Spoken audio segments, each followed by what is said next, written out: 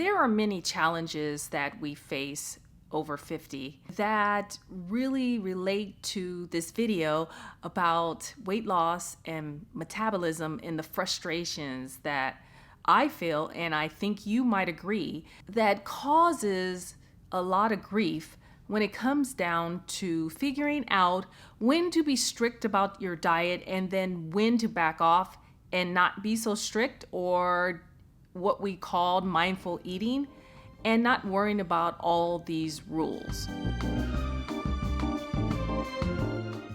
I like to think that I can manage to flow in and out of a eating schedule, like my intermittent fasting schedule. And then there's times that I just want to honor my body and the types of hunger pangs and just eat when you feel like you need to eat. At the same time, without killing yourself and feeling guilty about eating outside of that intermittent fasting window. Do you feel my pain? As you know, I've been on an intermittent fasting schedule for at least 4 or 5 years. If you are following my channel from the beginning, I know a lot of you are just meeting me now. I'm Reggie Sweat, and this is about finding an impactful way to live and being simplistic about how we take care of our health and wellness, and take all the scientific approach and look at all these ways and do the best research that I possibly can do to share with you, the audience. I'm not a doctor, I'm not a medical professional, but what I have learned and got certified in is holistic nutrition. At this point in my life, I'm just figuring out what is working for me in my diet and what the body is asking for. Give it the most nutrition dense food that I possibly can get in my body without overthinking it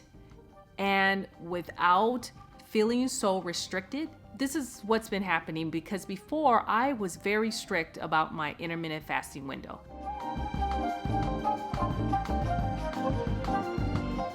Giving your body a break from digesting foods, which takes a lot of energy to do that for each meal, but also to know the schedule of the eating window that you can eat, and then letting yourself fast for a certain amount of period of time every day, so your body can really do its best work, and it helps with metabolic functioning. It really helped me maintain my weight and also lose over 20 pounds. When I say before, I mean before the change. Trying to figure out where to go, who to talk to, who knows what they're talking about when it comes to menopause, and then really looking at a changed and renewed system. Once you can get to the point of balancing most of your hormones and feeling more at ease and not ready to kill somebody just because they said hi. Getting these levels evened out and has made me feel so much better. I found that sometime last year that all the tricks and things that I've learned about intermittent fasting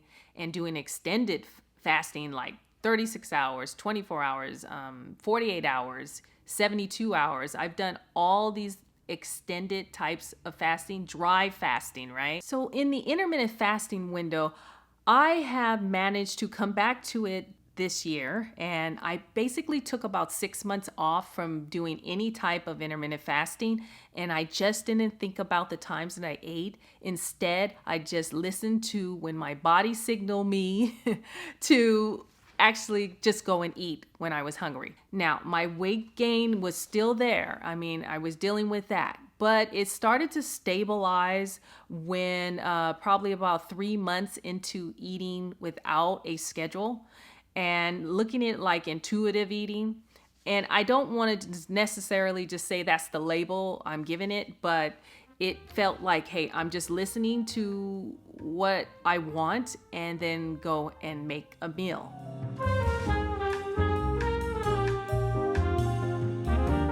Let's talk about those benefits of the intuitive type of eating that I was doing, meaning no restrictions. So that's a benefit in itself, right? No restrictions on my diet.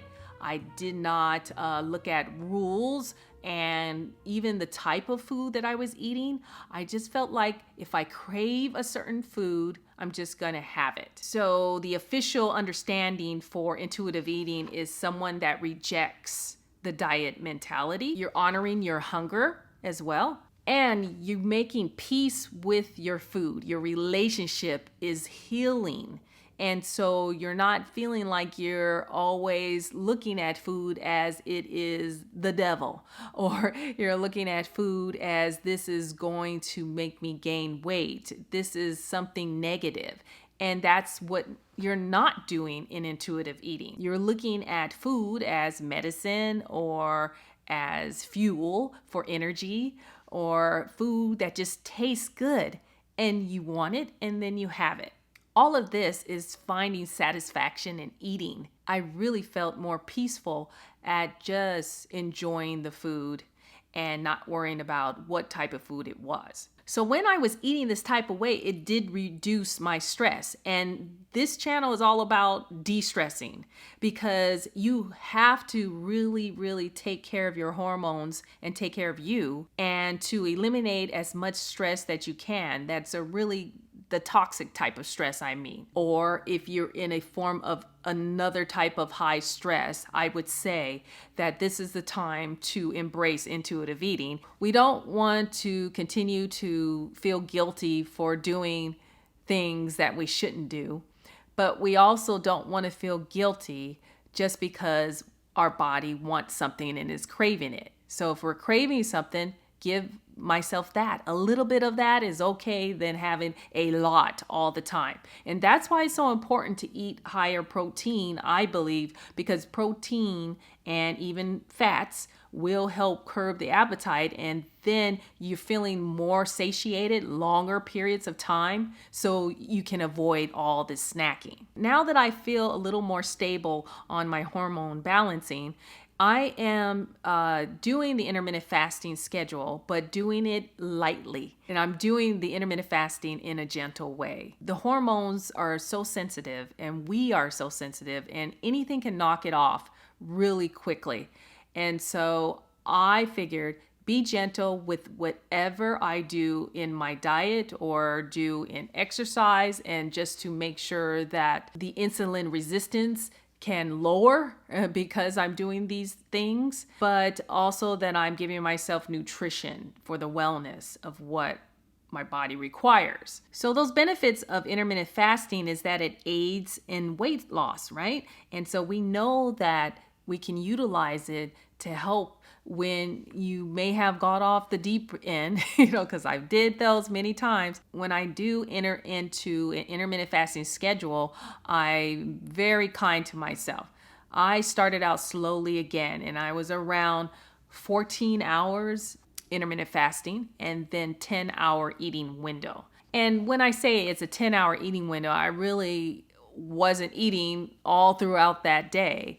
I just was knowing that I could eat a little bit later in the evening than I initially did before, and closing my dinner window around 7 to 8 p.m.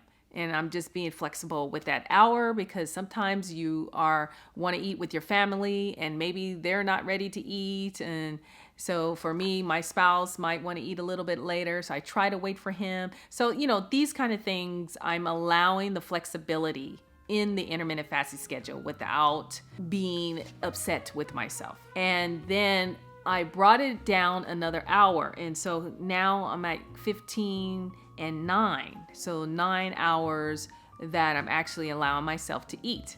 Taking that break for a while makes sense, because it really wasn't doing me any good if I was going against the grain, being under duress and high stress level, and then trying to push these hardcore windows like 20 hours and eat in 4-hour eating windows, or even get it down to one meal a day, which I was doing like a 22-hour fasting every day. And that's okay for certain occasions. It's just that now I have to be really mindful when I do these things, because it does put more stress on your body. So the thing I like about intermittent fasting as well is that you can utilize stricter guidelines of when you eat, but doesn't necessarily mean that you have to have restrictions on the type of food you eat. Now, using intermittent fasting also has helped with insulin resistance for me, and that was an issue about trying to lose that stubborn weight. Could not do it if the insulin resistance is high